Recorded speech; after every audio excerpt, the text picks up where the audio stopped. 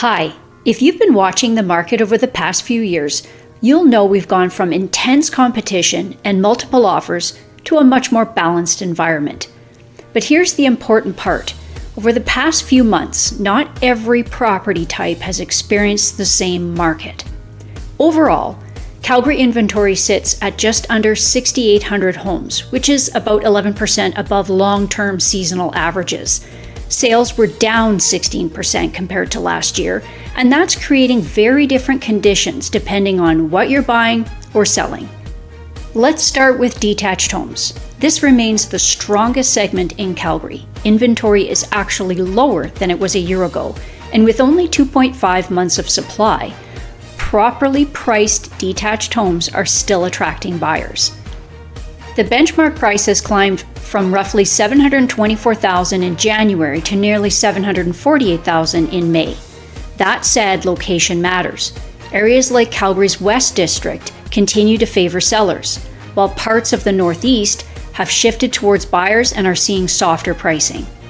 Semi-detached homes are also holding up well. Supply remains balanced, prices have been trending upward since the start of the year, and some Northwest and West communities have already reached new price highs for 2026 year-to-date.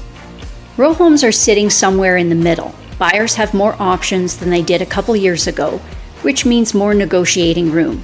Prices have improved slightly since January, but remain below last year's levels. The biggest shift continues to be in the condo market. Apartment condominiums now have over 5 months of supply, sales are down significantly from last year, and benchmark prices have fallen roughly 9% year over year. Buyers have more choice, more time, and often more negotiating power than we've seen in several years. So what does all this mean?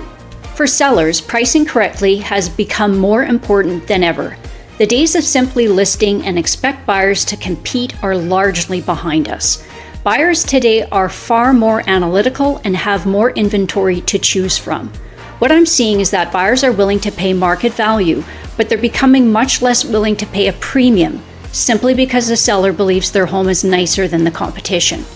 Features such as smart home upgrades, decorative lighting, new appliances, or other cosmetic improvements can absolutely help create emotional appeal and attract buyers, but they don't always translate into dollar-for-dollar increases in value. Today's buyers are comparing properties side by side and asking themselves a simple question: would I rather have this home or a similar home for less money? That's why presentation matters, but pricing strategy matters even more. Homes that are positioned correctly are still selling, while those priced ahead of the market are often sitting longer and facing price reductions later.